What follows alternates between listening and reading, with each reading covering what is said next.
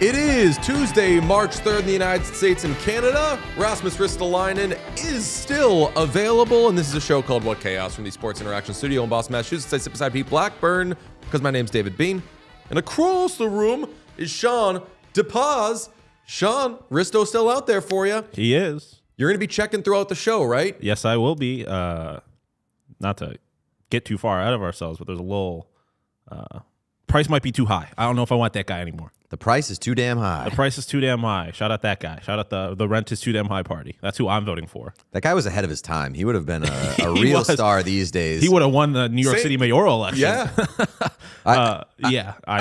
I think about the guys that like are like the original OG meme people, and I'm like, were they too early, or were they like, did they come at the right time? Because they were the people for years, and now if you're a meme for like 15 minutes. And then there's just another meme. Because there was what is that Vernon dude, Vernon Supreme, who had the boot on his head. Remember that guy? I don't know about that. You don't know about Vernon Supreme? I don't think so. Oh, look up Vernon Supreme. That's that. He's like the OG meme presidential candidate. When I think of OG meme guys, I think of Bad Luck Brian. Yes. I think of Scumbag Steve. Yes. I think of the rent is too damn high. Yes. And then I think of the aliens guy. Yes. The aliens. And then the dude who's baked on the couch. Yes. Yes. You know I'm a pants on the ground boy. Yeah, that was a viral moment. That was a viral moment, Okay, not so really a there's- meme. Yeah. Gotcha. Because I remember that. I probably missed out on the earlier meme stuff. Were you ever doing iFunny? iFunny was No, but I was doing E-Bombs World Yes. while you were both in yeah. respective testicles. I don't even know what that is. So What? That's E-Bomb okay. World? E-Bombs World? E-Bombs World. E-Bombs World was like the meme video website for a long time. It was like YouTube before YouTube. I don't understand how E-Bombs World didn't figure out. Like, it's like in Silicon Valley. You ever see Silicon Valley, Sean? No. Well, spoiler alerts may contain spoilers of episode 1 of Silicon Valley. A programmer comes up with an app to help detect if a song you've written infringes on any other songs that you've written before. And in order to work quickly, he came up with this algorithm to compress like music files, and it works really quickly. And someone points out to him very quickly, who cares about your music thing? This compression algorithm you have is going to be applicable to so many things. I feel like E-Bombs World didn't understand when they made a website where there's funny videos uploaded. If they gave it one more hour of thought, they could have been like, what about a website that's videos?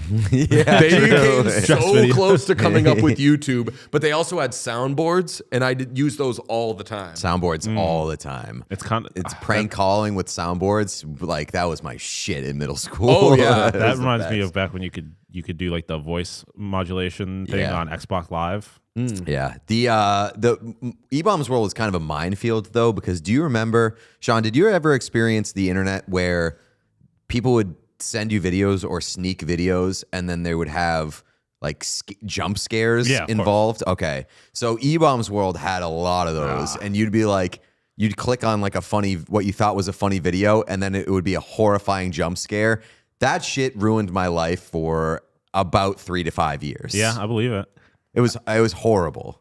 Yeah. Someone mentioned Daily Motion. Daily Motion, I think, was like, I don't know if they were before or after YouTube, but Daily Motion was doing it, putting up the videos. Damn. What a moment in time. Back when the internet was good. Yeah. I'll say this for the OG people who became memes or viral moments. I think it's a reverse of how I feel about athletes, where today's athlete, I assume, is going to be better than yesteryear's athlete because of the nutrition, the technology, the coaching they have. It's just they're playing different games. I think today's world, everything becomes a viral moment. Everything becomes a meme. That if you were one of the first people to create a meme or have a meme breakthrough or be a viral moment, you're better because literally you made a new thing exist. Your thing that you did was so cool in that moment. We didn't have an assembly line of, all right, now turn this into this thing. Yeah. It was so good that it just changed the world. Yeah. So Changed the world for the worse, though. Some would no argue. doubt. No doubt. Let's change the world for the worse by doing a show today. Pete, what's on it? Today on the show, we're going to talk about Connor's story. Not Connor's story, Connor's story. We're also going to talk about insane Austin Matthews rumor. That's going to be fun. McDonald's. That's my favorite topic. I don't even care what we're talking about in terms of McDonald's. I think I know. Fucking love but McDonald's. If we're talking about McDonald's, I'm happy. And finally, jersey behavior. Jersey behavior? Is that a Macklin Celebrini thing? I saw a very interesting Franken-jersey of Macklin Celebrini, and I want to discuss it because that's what we do here on this show. Trade deadline, Thursday. I keep saying Thursday. Our show is Thursday. Thursday, 5 p.m. Eastern. Take you right past that Friday, 3 p.m. Eastern trade deadline in the NHL. And then we're going to stay on until 5 p.m. So that's right, folks. You get your 24-hour trade deadline show. It's going to be wonderful. Moves happening, though, before the deadline. We know they would. And Edmonton Oilers, the big movers and shakers yesterday. Interesting one.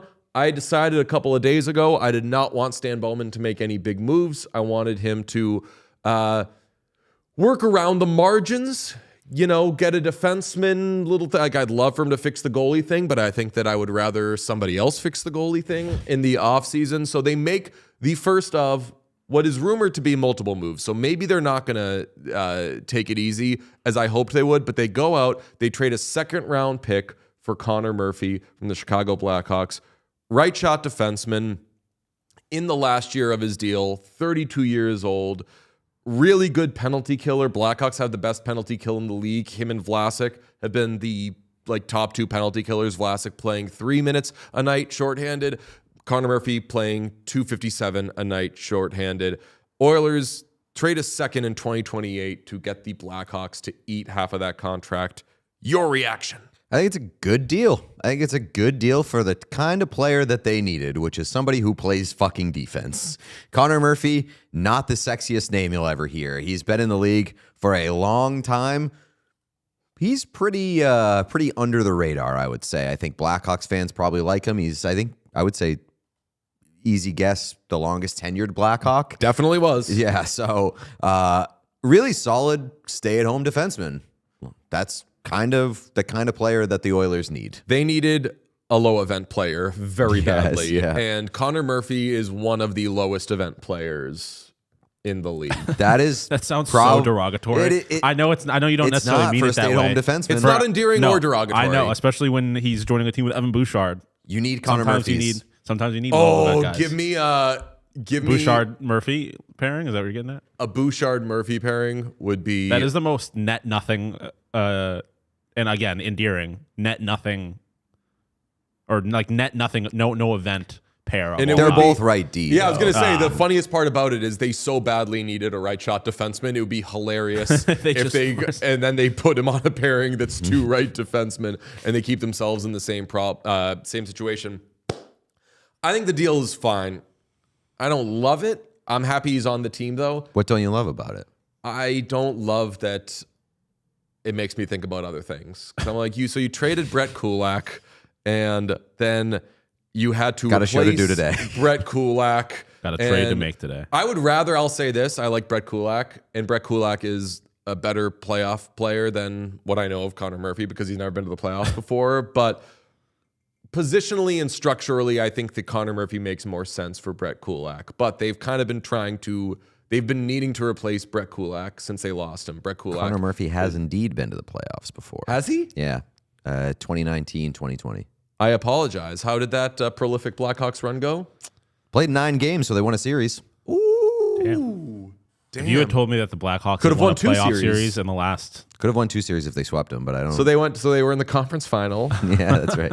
All thanks to Connor Murphy. He was the Conn Smythe favorite, and then he got hurt in the first game of the conference final, or benched. He got a little big for his britches. This was the COVID bubble. They won the qualifying round against the Edmonton Oilers and then lost in the first round to the Vegas Golden Knights. Okay, that makes a lot more sense. So now they can, and Stauffer says the pairings he could see would be Ekholm, Bouchard, like that. Wallman, Murphy. I do like a Wallman-Murphy pairing.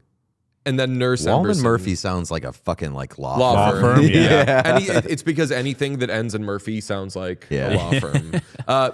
And then Nurse Emberson as a third pairing. And when there were rumors about like they're looking for a defenseman, I did wonder. People were like, they got to get someone to play with Nurse. And I was like, I wonder if it's they got to get someone so they can put Nurse on the third pairing. they gotta find somebody who pushes Nurse out of the lineup. I mean, they're getting closer and closer to doing it. Spencer Stastny, you want to have a couple of good games. Nurse is in a bad way right now, man. But we've also seen Nurse be good in the playoffs, so who knows? It's all to say they didn't trade a first-round pick. They still can if they want to, I guess, but their roster is better now. And they did like a 2028 second-round pick. I'm not crying about that because even if you think this isn't the year for the Oilers, which personally I don't think it's the year for the Oilers for a few reasons, you get into the playoffs and like you know what those guys do. There are going to be moments where we convince ourselves, I'm going to say 5 minutes into the playoffs, they can make a run right now. And they can, even if you think it's not their year. I think that in a vacuum, this is a good trade. But when Stan Bowman signs Connor Murphy to a 7-year, $35 million deal, I might think a little less of it. Yeah, so they now have $200,000 in cap space. They are, as the kids say, dollar in, dollar out. They waived Andrew Mangiapane, got him through waivers, so I guess he's being sent down. Alec Regula got through waivers, which I like. He'll be in Bakersfield. Their remaining picks of value, they have a second and a third this year. They don't have a fourth or a fifth. They have a first and a second in 2027. And then they have a, thank you, Sean, then they've got first-round picks in 2028 and 2029. So they can still do stuff. And Bob Stauffer said he could see as many as 2 more moves coming. I heard someone talking about Charlie Coyle for another team yesterday and texted you guys right away. I was like, oh, not a good or a bad thing, but I think they're going to get Charlie Coyle. Hey, third line center. They're not a Charlie Coyle away. I like Charlie Coyle a lot. And I know that they've been talking about a third line center, but I've just been a little low on Charlie Coyle since the past few years. He just hasn't really done a whole lot over the past couple of years. Since before the Bruins moved him. Yes, correct. And now he's on his third team in the last 2 seasons. Could it be 4? He's in the final year of his deal, $5.25 million cap hit. I also kind of like the Blue Jackets holding on to Charlie Coyle, though, if they try to make some sort of run. Yeah, honestly, a Charlie Coyle move doesn't really excite me at this point. But makes me sad. Connor Murphy move does. How about a Connor Garland move? Because Jeff Merrick, I believe yesterday on the sheet, said he thinks that Connor Garland makes sense for the Bruins. Says, think of all the stuff that Connor Garland does, which is that he's an annoying player. Couldn't you see him doing that for the Boston Bruins? And I thought, yes, Jeff, I could. However, what do you think my however is? I don't know. They already have those guys. Like, if they don't get this one, they'll get the next one. They already got Janot and AC Mont. Like, it's just too on the nose. It's too on the nose. Connor Garland has been linked to the Bruins for like back to when he was on the Coyotes. And like every time he becomes available, the obvious connection, because Don Sweeney loves his Boston guys, people forget loves his American Situate players. So yeah, of course, if Connor Garland's available, he's going to be linked to the Bruins. And yes, I like him as a player. I think that he's a little shit, and I love that. And he looks cool as fuck. But I do want him to stay in the Pacific Division because I would love to see him just fuck up Connor McDavid's life for longer than he already has. Keep annoying Connor McDavid. Yes. Get that guy suspended again. I also, speaking of suspensions involving things with the Oilers, do you see who Stauffer has been throwing around for them to get as a third line center? Suspensions. Yep. Third line center suspension. Sam Bennett. Think of like an all-time, it's an all-time playoff moment from last year that had so many all-time playoff moments that we all forgot it. But once I bring it up, you're going to be like, oh, fuck yeah, that was a hilarious moment. Give it to me. Nick Waugh. Oh, yeah. Remember what Nick Waugh did? I remember that name being relevant, but I can't remember. Did he hit himself in the face with a stick? In overtime, he cross-checked Trent Frederick. Oh, in the yes. face. I do remember that. That's that was so stupid. It was so, and then I think the Oilers won like I think probably on that ensuing power play. Sounds like something that would have happened. So, yeah. Ending up with both members of that stupid ass moment would be two Oilers. It would be two perfectly Oilers. So you're a no on Connor Garland. I'm not a no. I'm just like, I'm not investing any time or energy or thought into it because I've already been there so many times. 29-year-old winger. As I mentioned, he's from Situate, Massachusetts. He's in the last year of his contract making $4.95 million. Very good price. Very good price. How about the next price? Because he begins next season a 6x6 contract. Still a pretty good price. $6 million for him, I think, is fine. Cap going up. But where does Connor Garland play in your line? Well, I mean, what you could do is if you get Connor Garland, then Victor Arvidsson becomes even more expendable. You can cash in on Victor Arvidsson, and then he just basically takes Victor Arvidsson's spot. Here's the thing, though. You're trading for Connor Garland, so you got to give up something for him. Yeah? I've got another Pacific type of move for the Boston Bruins. I mean, Connor Garland's going to be, you said he's a 6-year deal? Yeah. I don't know if I want Connor Garland until he's 35. Yeah. Or 36. Yeah, you're right. Yeah, I don't think I want that. I'm out on that as well. How about this, though? Because there's been a lot of buying and selling talk for the Boston Bruins. What if the Boston Bruins were to trade Victor Arvidsson and then call up an old trade partner? Oh, no. And take I'm not taking Trent Frederick. Get the fuck out of here. No. You're not taking Trent Frederick. Sorry, you can't have him. He's got a no move. Bowman knows what he has. Yes. But you do have the conversation with Stan Bowman because I have definitive proof that Andrew Mangiapane has negative trade equity.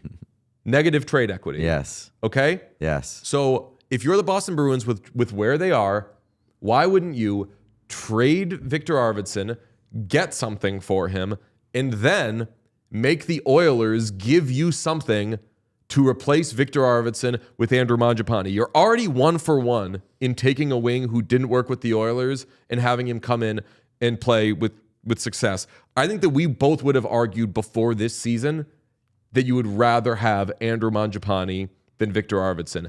For where the Bruins are, Andrew Mangiapane is not a threat to fuck things up. He does not have a particularly high cap hit. Too high for the Oilers because they're dollar in, dollar out. Not too high for the Bruins. So trade Victor Arvidsson, get a pick for him, and then take Andrew Mangiapane, get a pick along with that, and you now have how many picks? More than you did before. Yeah. You have up to 9 picks. Yeah, okay. I mean, like in that context, it does make sense, but he wears number 88, and you can't have that. I think that right now, Bailey would not give Victor Arvidsson his number. I don't think anyone would. I don't think Victor Arvidsson. I don't think that anybody would give Andrew Mangiapane their number, and I don't think Andrew Mangiapane, with where he is this season, should be demanding a number. I'm setting my sights a little higher. I would like the Bruins. I said yesterday as to why I want Robert Thomas. I would say that's a lofty dream. We talked about this in Philadelphia over the weekend. I would really like Owen Tippett on the Bruins. I like Owen Tippett a whole lot. And if the Flyers are selling, I'll throw my hat in the ring for Owen Tippett for sure. Here's my problem with the Flyers trading Owen Tippett. I'm on every side of the what should the Oilers do conversation.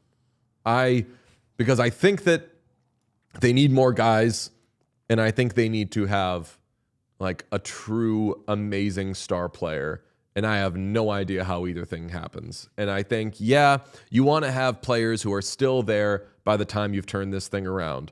Also, trade Owen Tippett. Who cares? Also, is Owen Tippett like their second best player?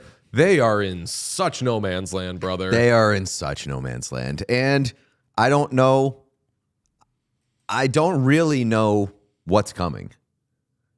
I know they have Porter Martone coming, and Porter Martone is going to rock. Yep. But Jet Luchenko. Other than that, Vladar played well the other day. Dan Vladar is having Vladar is having a very good year. Is he? Yes. I saw. I went to the bathroom to clean cake off my elbow or something, and they were playing the broadcaster in the game, and they were like, without a doubt, the finest performance Dan Vladar has turned in with the Flyers. And I was He like, is their starting goaltender. He is 19-9-6 for the Philadelphia Flyers with a .908 save percentage. Really good year for Dan Vladar. sheesh, Vladar saves him for the rest of us. They're selling Dan Vladar jerseys at the Flyers Pro Shop. They're also selling Samuel Ersson jerseys. That's got to be the worst goalie tandem to be fully represented in a pro shop. We didn't talk about this, but like there's a decent 10 jerseys. Robust rack count. Robust, kind of ridiculous rack count. But pretty ridiculous for that team, yeah. Don't hate it. So did the Bruins lose the trade? The Bruins traded Dan Vladar yesterday on Felger and Maz. We're going to be on Felger and Maz today, by the way. That'll be a lot of fun. They were talking about somewhat seriously, should the Bruins have not traded Dan Vladar? Actually, I'm accusing them of something they didn't totally do, but they were like, it's Vladar versus Swayman, and like they had that guy, and they trade him, and Swayman is just like putzing around. And I'm like, yeah, that's a toss-up. Oh my God. They're ridiculous. absolutely going to That's ask ridiculous. us if the Bruins should trade Swayman, and no matter what we say, they're going to yell at us for defending Swayman. I texted with Felger recently. He called us hippies. Really? Yeah, which like I don't know where he gets that from. not far. I'm kind of a hippie. I don't know. Free spirit. I'm not cool enough to be a hippie, and I'm not cool enough to be a free spirit. We have more Flyers stuff because apparently. Who had this? DeMarco, Sean? Yes. Flyers want a first plus for Risto, as they should. No. He's cool. He is cool. He looks good in this picture. If I called up a team and they were like, first plus, and I ask why, they say, because he's cool. I'm going to say, fuck off. You're going to hanging up the phone. Risto, I'm doing my best to put respect on Rasmus Ristolainen's name. You are. To push back against the narrative that he sucks at hockey, which was the narrative that was attached for him for a long time. I really do think that he has found his game, found a groove, become a very useful player, reclaimed a bit of the narrative. End of conversation then. Flyers, Good job. what are you doing? Stop asking for a first-round pick plus for this guy. You're making us laugh at you. Supply and demand. What the fuck? Supply and demand. They know what they got. Are you aware that he's big? Listen, I will issue an apology. I will write a fan statement if they get a first plus for him. I'll say, sorry, hand up. I didn't think you could do that. But right now, I feel like we got to laugh at the ask. I feel like they're just in one of those situations where they're like playing well recently, not super far from the playoff picture. If a couple things go right, teams need guys like Risto. So it's like, it's a supply and demand thing. Like, they don't need to get rid of him, but if they're going to, I take a bit. Kind of like Robert Thomas, except not nearly as good of a player. I cannot think of a single team who would trade, say, next year's first round pick for a right shot defenseman in the Eastern Conference with term. Plus, maybe like a prospect. Yeah, it's first. Like but is he a number two prospect. Is that guy really a prospect at this point as they trade him?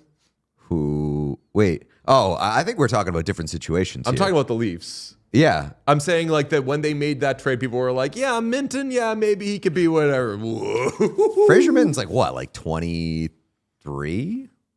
Yeah. He's definitely a prospect. Yeah, yes, but I'm saying 21 years old. 21. I remembered seeing sentiment from people who were excited with the trade of like, yeah, but what's he really going to be? We're finding out. Pretty good player. Yeah, I mean, I guess if you can get a first-round pick and Fraser Minton for Brandon Carlo, who am I to say that you can't get a first plus for Rasmus Ristolainen? All right, hand up. Maybe I'm wrong. You just talked yourself into the Bruins trading their first round pick for. I think that Did you hear what I just said? I said you talked yourself into to the Bruins trading a first round pick, and you're like, yeah. Oh no, that's not what I'm talking myself into. I'm talking myself into the Flyers maybe being on the right track here for their price on Risto. Yes, people noting Fraser Minton is only 19. That's right. Very good work.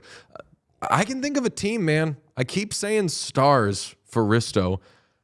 He makes so much sense for them. And I know that Elliot said Jim Nill doesn't want to trade for anyone with term because he wants to figure out the Jason Robertson thing.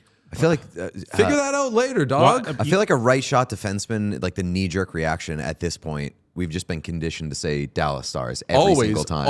Every single time. Well, and who cares about term? It just you do this every year. Like you trade for a right shot D-man who has got like just stop doing the trade and just have one. Yeah, so you just won't have to do it next year. That's how I feel about the Winnipeg Jets and their third line, their second and third line center debacle. Just it's like figure it out. Just get one, and you don't have to keep Get looking one for that's one there every for a while. year. They have one, and he's not waving his Jonathan nose. Taves. Yeah, they have Jonathan Taves. That's right. Sorry, Pete didn't do his research for this one. What else do we have on the trade front? A bonkers Austin Matthews rumor. Sean, I don't even know if you can call it a rumor. I don't either. Well, I mean, there is a little bit of credibility attached to it in one side of it, which is the betting market. Well, yeah, but that's what I guess. Like, can you call that a rumor? Like, I guess explain it first. What's the difference between a skit and a rumor? I'm all ears, and I'm cool to have the healthy discussion as far as that's concerned. From Arash Markazi, the founder and CEO of the Sporting Tribune. That's Arash has been a long time LA sports writer. Oh, okay. And he did write an article. He's a hockey guy? He is. He's just like an everything guy. He's been a staple in LA for a long time. In the replies to this tweet, he posted an old article that he wrote that was basically the LA Dodgers are the betting favorite to get Edwin Diaz, and that's exactly what ended up happening. Basically, he was like, for people that are poo-pooing the betting odds type of thing, sometimes they're right. So that is the I mean, it's not a rumor, I guess, or would it be a rumor if it's just saying he's... Fun fact. Sorry. We got Arash Markazi lore. He was the one who took the video of Kate Upton doing the Dougie at the basketball game. Do you remember? Like, speaking of viral moments. Yeah. Arash Markazi shot that video of Kate Upton doing the Dougie. All right. What a legend. Thank you for your contributions. Thank you for your service. Okay. Right. So someone tweets at Butchagross and says, Matthews of the Kings, what's that going to cost? Butchie says, for Austin Matthews? Yeah. It's, start with Byfield. Hampton Slukinski. That's a goalie, I believe, for Western Michigan. Votek Sihar. Henry Brustevich. Man, they're like, here's Quentin Byfield and just the three hardest names for a North three American names to pronounce possible. I did text Johnny Laz because Laz is in the trenches. That guy, we were saying before, like he was missing Olympic Games to go cover the ECHL. To do the fighting wiener dogs or whatever they were. He was in North Dakota doing like triple amateur hockey. No one gets... That motherfucker is so deep in the trenches. Yeah, no one gets sent to more games all over the place than Johnny Lazarus, while also having to go to every single New York Rangers games. I would not be alive. I saw he asked Sullivan a question last night, asking if Sullivan finally understands, basically asking if Sullivan finally understands goalie interference. And he was like, no, I do not. It was a good question, but I'm very confused by all of this, and apologies for being ignorant. I see Quentin Byfield, and then I know Hunter Brustevich. I don't really know. Is that Henry? Henry Brustevich was a first-round pick by the Kings last year. And that's about all I recognize in that package. If that's the deal for Austin Matthews. No, I didn't finish. Sorry. And then a first, second, third, and fourth round pick. He says one each year and take a contract Toronto doesn't want. So Brandon Carlo, I'm just kidding. Brandon Carlo's UFA. Yeah. What's a contract that Toronto doesn't want? David Clarkson? William Nylander. That'd be so funny. I mean, if you're trading Austin Matthews, you may as well trade William Nylander too. What are you trying to accomplish? I would need someone to tell me about Slukinski as a prospect, about Brustevich as a prospect, and then I need to look up who Votek Sihar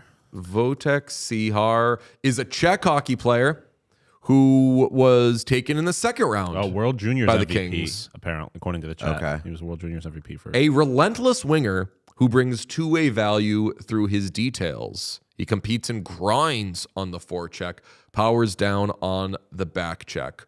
So this kid's a stud. In all the way. The trade is 1-for-1.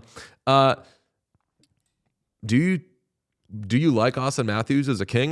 We don't think this is going to happen. And do you like trading Byfield and a bunch of stuff, because that is a bunch of stuff for Austin Matthews. Yeah, I mean, if that's the deal to get Matthews and you're getting Austin Matthews, go for it. Like, Absolutely. I think that you trade whatever you can within reason to get Austin Matthews, and I think that that is within reason. And if you're LA, you're trying to like find your next guy, have your next era. That's a good way to do it. Any concern about the fact that Matthews has only 2 more? Like, he doesn't have a whole lot of term. I would feel like you'd have to get some sort of feel as to whether or not he wants to be But I mean, there. it's like Quinn Hughes. There's still no guarantee. Yeah, I think that I would be more inclined to do the Quinn Hughes of it all because Minnesota has a good team. And Yeah, I don't know where LA is in terms of competing. And I don't think that this happens now. I don't think that Austin Matthews is going to get traded this season. I would say it's probably unlikely he gets traded in the offseason, but it seems like a summer deal. It would be sick for Leafs fans who are upset with Austin Matthews to bring Q home. Bring Q home, bring Austin Matthews kind of close to home. Closest to home he's going to get until they bring back the Yotes. That's right. And at that point, Matthews is an old man. They Vegas don't would be protect him. closer. No, both about 5 hours. Really? Yeah. Okay. By car, at least. Yeah. Yeah. And then by the time Arizona gets their team back, Austin Matthews is an old man, not protected. He gets to go home with Josh Doan after he's brought the Coyotes or the Sabres like 3 straight Stanley Cups, and everybody's happy. Quentin Byfield, a Maple Leaf, would break my heart, though. Sean, it would be tough. Sean, could you please check Young Gritty's sources? Young Gritty reports that Risto is not at practice today. Interesting. He is not. Make Bit the of a trade. split practice so far with D-men on one eye surface. There's a divide? Yeah, that's right. There's a divide. Everybody's so divided these days. Talkett side and Michkov side. Yeah, that's right. And there's more space on the Talkett side. Shoot your shot on Prize Picks and get $50 instantly in lineups when you play your first $5. That's right. Prize Picks is now giving you $50 in lineups when you sign up and play your first $5. Prize Picks makes every dunk, every diamond, every board that much more exciting. Every board, yeah. The kind that you crash into and fall down. Shout out Rasmus Ristolainen. So don't miss this chance to get started on America's #1 app for sportsbook Prize Picks. Number 1 app for sports picks. Prize Picks is the place to DFS. Think of it as the Australian candy bar. Don't Prize Picks on Jerks and Profar because that motherfucker failed another drug test and might be gone for the year. Jesus. Can't be doing that. I feel like you get to get popped one time. Yeah. Try and get away with it. If you don't, you can't. Steroids? Yeah. Yeah, It just PEDs. says drug test, so I'm assuming if he's facing a season-long suspension, it's got to be PEDs. Just pick 2 to 6, or just pick more or less on 2 to 6 player stat projections. If you get your picks right, you can cash in. Pick from all your favorite sports. I'm talking hockey, ice hockey, basketball, baseball, ice hockey, UFC, soccer, and Ice hockey. football. Darts. You can do darts. Prize Picks offers stacks, meaning you can play this. Pick the same player up to 3 times in the same lineup. You want to go Austin Matthews? Sure. Sean, can we Prize Picks on the World Baseball Classic? I almost Later this guarantee week? you we do.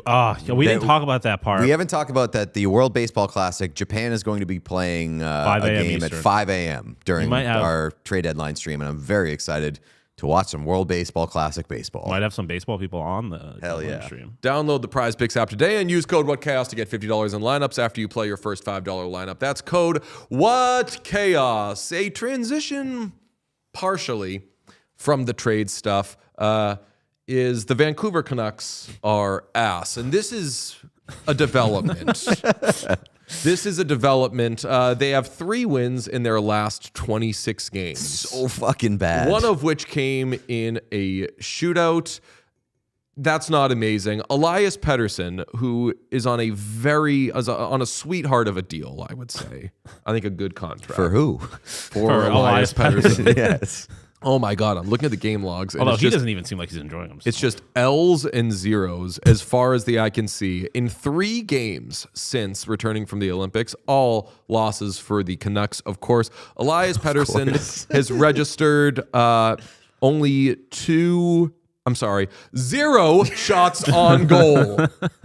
Elias Pettersson, you got to know that people are looking to say these things about you. They're looking to say, like Trent Frederick, for example, you have to throw a hit at some point during a game because if you don't, people will say, Trent Frederick had 0 hits today. What's he doing? So even if you're not doing anything, and Trent Frederick has been playing better of late, so shout out to him. Like, you need to protect yourself from those mind-blowing, gotcha, smoking gun, this guy sucks stats. Elias Pettersson is probably the worst player in the league at protecting himself from, did you know this guy sucks stats? I love her lack of energy. Go, girl, give us nothing. He's the you Dua Lipa. You are very correct that, like, brother, just throw something at the net to get a crooked number up there, please. Right. That's all you need. Any sign of life. Yeah, man. And I'll tell you what, I watched Elias Pettersson's scrum before yesterday's game, and it's just the most miserable thing that I've ever seen. And he's miserable. His performance is miserable. The team is miserable. The fan base is miserable. The organization is miserable. Everything is fucking miserable in Vancouver. I hate to say, like, everybody's got to go. Everybody's got to go. You got to blow up the whole thing. You got to start over. Everybody has gone except for him. Everyone but Elias Pettersson. No, everybody's got to go. I'm saying fallow year. The team doesn't exist for a year. Like, you're replenishing the ground by the team not being there and not existing. The Canucks are so sad right now that I just need them to not exist. That's not a fallow year. That is a nuclear bomb. Fine. Call it what you want. And also, I think fallow year, I think that bad teams don't get to have them called a fallow year. Yeah, that's fair. What are they replenishing?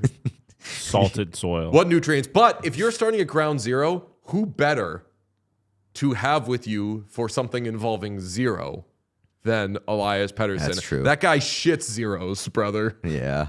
I mean, the Canucks are so bad that the province of British Columbia has elected to abandon time changes, just have daylight time all year round. Get these games done because they're like, not even get these games done early. We need to maximize happiness because the Canucks are so fucking bad that everybody's miserable. How do we increase happiness? We're getting rid of the daytime changes, daylight savings all year long. Could you put up the comment that someone said Trent Frederick being paid a compliment in a conversation about Elias Pettersson is an exclamation point on Elias Pettersson criticism? Why can't you be like Trent Frederick, dude? Just slightly better than the worst ever. Damn. By the way, the Canucks have officially been eliminated from President's Trophy consideration. My favorite fact of the day. Yes, So. I like the I like the daylight savings thing because it means that. Actually, I don't know. I don't do like like watching my late Oilers games, but Well, no. The only thing this changes is it removes the Canucks from Tuck. Right. potential, They're probably not going to be a hometown Tuck team anymore. Which I think is less Canucks Tucks in the current state of the Canucks, the better. okay, I'll take that. Yeah, in the current state of the Canucks, sure, but the Canucks have given me a lot of entertainment, a lot of fun in my 10 p.m. hour. Those Canucks are dead, Pete. I know. I don't think they're getting anywhere close to You're being right. fun anytime soon. You're right. Sean, what do we have on the this McDonald's thing? We have a commercial featuring what I would say is Oscar-worthy acting from future LA King Austin Matthews and future Buffalo Sabre Connor McDavid. Oh, let's see it. Whoa. My very own mini stick. Sweet. Whoa! Incredible acting. You know the drill. Let's do it. Round the bend. Fry check. Ref. Connor McDavid complaining to the ref. He scores. My turn. You still rusty? Ripped it. Dipped it. He did it. Get one with the NHL Star Sticks meal. Only at McDonald's. Honestly, kind of cool. I think that's Sick. cool. I think that's commercial. sick. And I've seen Canadian hockey fans begging for those mini sticks for years at this point because they used to have those in like the early 2000s, late 90s type of thing.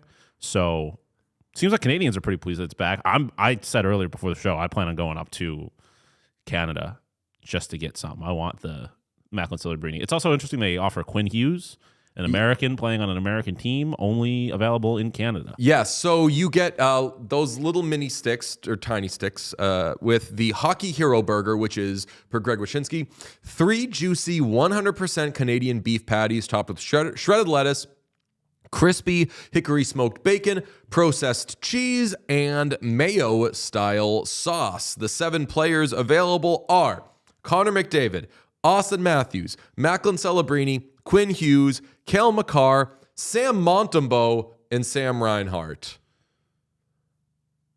Okay. Sam Reinhart. Thanks for the invite, says Sam Montembeault. Yeah, that's the one that's the guy. I was waiting to see which one made you two react. The one that makes me react is Sam Montembeault. Sam Reinhart is a bit of an odd one, too. Yeah, but he's been on like the top line for the last, Yeah, or not top suppose. line, but he's been like top 6 for Team Canada. He's won 2 Stanley Cups. He's been a little hot in the streets, probably in Canada. But What about Sam Montembeault seems like the 5th Montreal Canadian I would have put in that list. Nick Although Suzuki? he is the only goalie. And when you think about goalies in Canadian markets that are also Canadian, he's probably the only one. Yeah. Right? Like you're not, because I mean, although you could have done Hellebuck because they're I doing mean- an American on an American team. You could do, I mean, there's just so many other options for the Canadians that feel Yeah, like would but be more exciting. I think they want a goalie stick. I mean, you could have done another Canadian. You could have done multiple. Definitely weren't Canadians, choosing the but- Oilers for the Well, that's what I'm goalie saying. stick. They're not doing the Oilers. They're not doing the Canucks. The best goalie in Canada is an American, but again, that doesn't seem to be completely disqualifying. So I don't know why they didn't throw Winnipeg a little bone there. Give me maybe About Can my I Linus interest you- Ullmark stick. maybe they Yeah. had a Connor Hellebuck and they were like, no one's buying this shit. Yeah, what if it was like Linus Ullmark, Jakub Dobej, just like running through Connor Ingram? Connor Ingram. That yeah. would be so disappointing. I think that's a pretty cool commercial. Speaking of McDonald's, did you see the video of the McDonald's CEO trying the big arch? Yes. It is so uncomfortable. And Because I it- mean, I billionaires just aren't said- eating McDonald's. that's Except but for Donald like, Trump. Why do you do that? Have you seen that video? Just well, I saw it with somebody being like, "This is why you hire actors for this shit." Yes. because Why we're don't good at pretending, and also this is the food we actually have to eat and enjoy on our day-to-day life. Why are you having like this stiff ass CEO pretend to eat like one bite of the burger and be like, so good? And why are you putting it out? Yes. I get taking the swing, but you got to realize, didn't land. This one never sees the light of day. Just can it. Yeah. That wasn't a heavy lift. You didn't bring in like this big ass production company and waste a bunch of money. You just like filmed that on an iPhone and then put it out. It's horrible. It's so It was bad. Well, dude, I would make a McDonald's commercial for a free McDonald's meal. Yes. Like I love of the game. McDonald's. Yeah, quite literally. Spreading the word. I'm about to cross an international border to get McDonald's and a mini hockey stick. That's what I'm talking about. You got to watch that video, by the way. I will. It's I will. so uncomfortable. Hockey East has canceled light shows Yes. for the remainder of the season. Pete did it. NCAA is going to Best conference. figure it out in the offseason, and we can assume they'll be smart enough to change that. Pete, that's all you. Yeah, I'll take full credit for that. If you know what, I will give full credit to the person who messed up. Yeah, at maybe the maybe it was a UConn game. political stance. We don't do politics on this show. Never. Yeah. I Never can once? stand behind that platform. Truly, like if this is what it takes to get rid of the light shows in hockey, I will thank the guy who The UConn person who Huskies for their fucked up sacrifice. during that UConn game, and I will owe you a debt of gratitude for getting rid of this. Absolutely. All right. The last thing I want to hit before we get to the slate is, my algorithm is all about sewing these days. All about hockey jerseys, sewing, and shit that I look at and say, that's pretty cool, that might make two of my dear friends say, why do you like some of this shit? Sean, could you give me the picture of the Franken jersey that a Sharks fan got of Macklin Celebrini? It's just crazy enough to work. No, it's not. It's that is a mess. What is happening on the, The side panel, they just really wanted that Hockey Canada patch, it seems. I guess. I understand that is bad. Didn't need that detail. Also, they got the Fanatics logo in the armpit. Could have left that out. That's crazy. Maybe that's a political statement. Oh, Yeah. yeah. Ah. Maybe that's a market signal to Mr. Rubin. That's right. That jersey's the pants. I will disagree with you saying it is just crazy enough to work. I don't think that it works, but I will say if I saw that in a concourse or something, I'd be like, honestly, That guy rocks. hell yeah, that person rocks. Shout out to you. I respect the swing. I don't think it works. I think that it doesn't work because it's for multiple reasons. It doesn't work, but it's half of Olympic jersey from Canada this past year. Which, by the way, we never talked about the fact that Canada never wore the black jersey. Yeah. They had the black jersey included in their 3 uniform set, and they were too cowardly to wear it. When Maybe was it's a when was political the Olympics? What month did they have the Olympics this year? Maybe they didn't want to steal valor. Oh, all right. They were like, or they just didn't want to look fucking awful during the Olympics. So respect to the players who were like, we're not wearing that shit.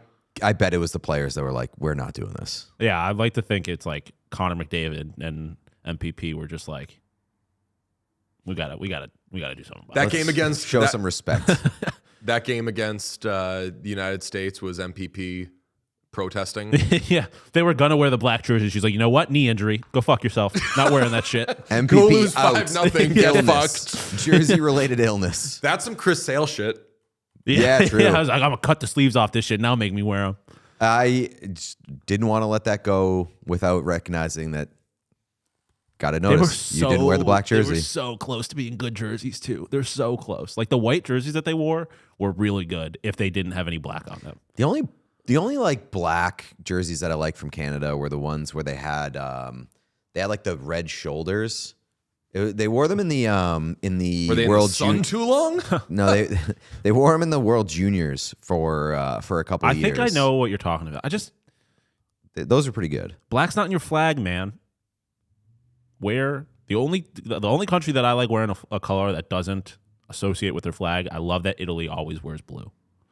That is so random. I never really thought about that. It's like a royalty. It's like their old royalty color was blue. So it's always all their national teams wear blue, which I love. I think it looks great. We didn't talk about. By the way, I respect your read on that jersey, which is I don't like it, but I like that person took the swing. Yeah, I mean, seriously, if I saw that on a concourse, I'd like go talk to that person and be like, "What is this? It's kind of cool." Be like, I bet that person has connected on some crazy shit. Not this one. Yeah. We didn't talk about how there was a store in Philadelphia that the sign was something that looked a lot like the German crest. Oh. And it had that Except eagle. it like didn't.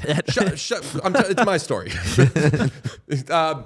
It looked kind of like the German crest thing, and then we just started riffing and talking about dumb things, and eventually landed on saying "Go Birds" to mean "Go Germany hockey" because they have something that's kind of a bird on their jersey. It legitimately made me upset that we didn't come up with this before the Olympics. Where we were just like, Go go Birds. Yeah, talking about like, go Leon, go Birds. Go Birds. What do you know about Josh Szymanski?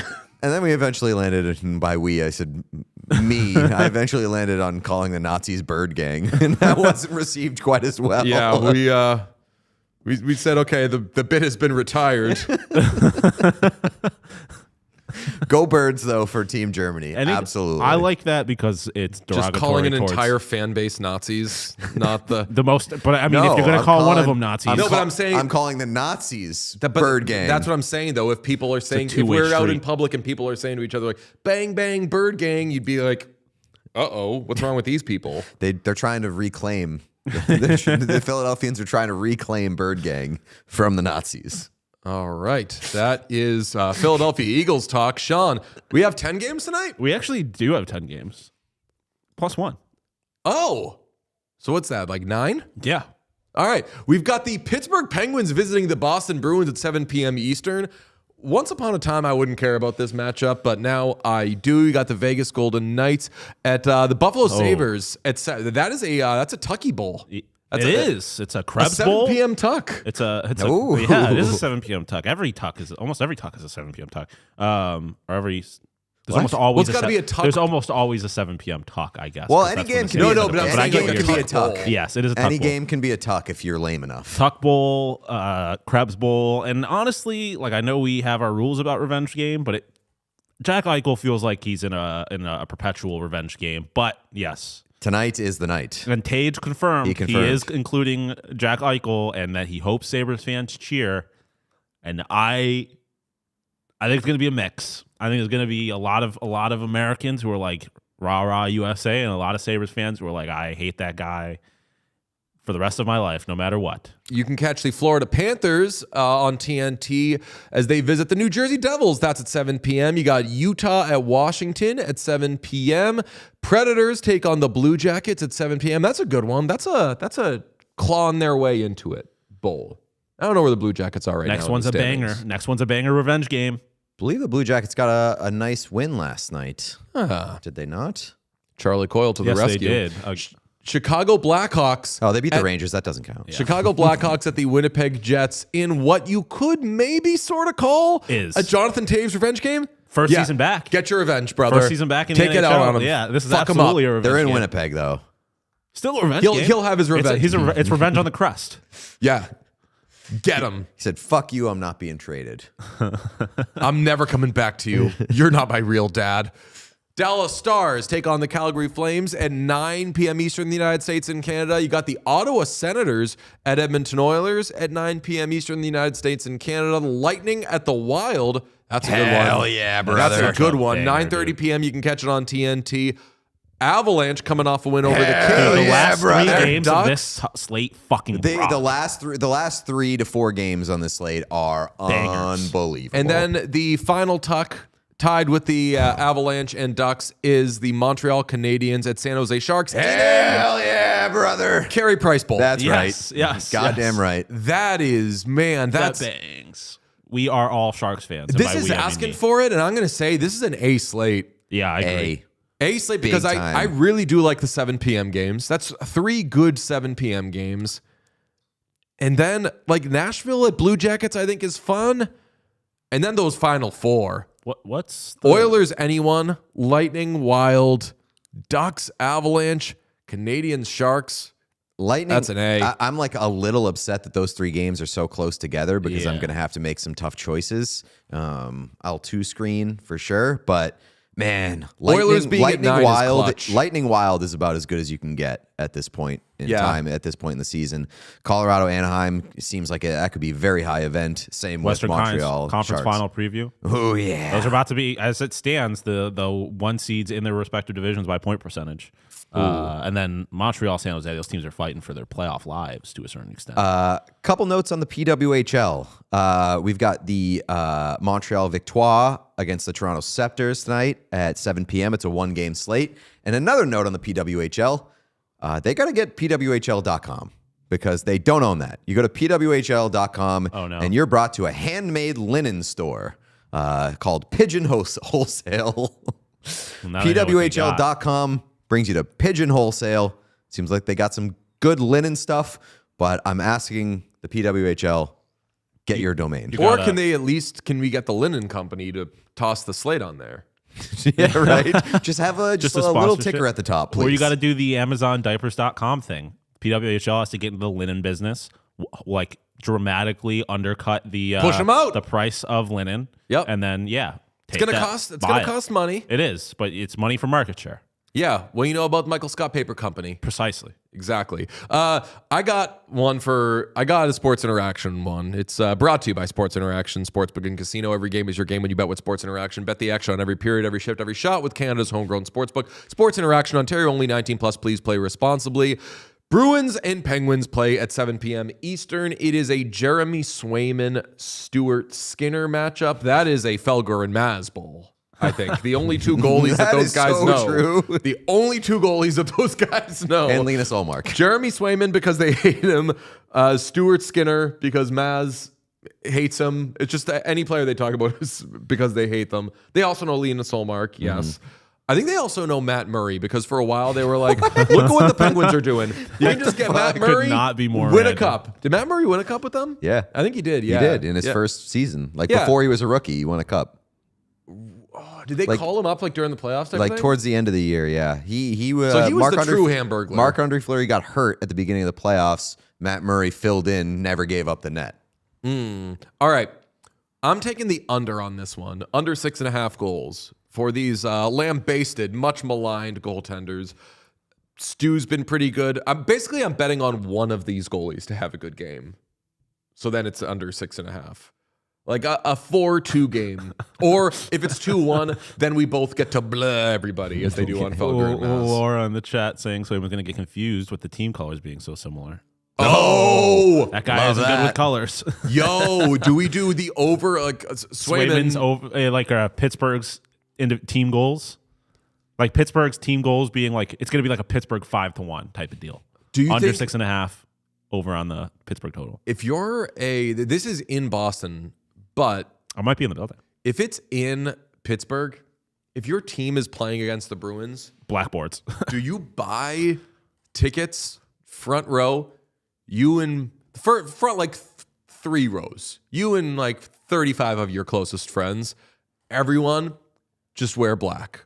They should do black hoodies, black hats, just like sweatshirts. Just the team should just give out T-shirts. Just be like, it's blackout today. We're all wearing black except for it's going to be 1/2 black, 1/2 yellow, and they're going to switch sides depending on what side Jeremy Swayman's on.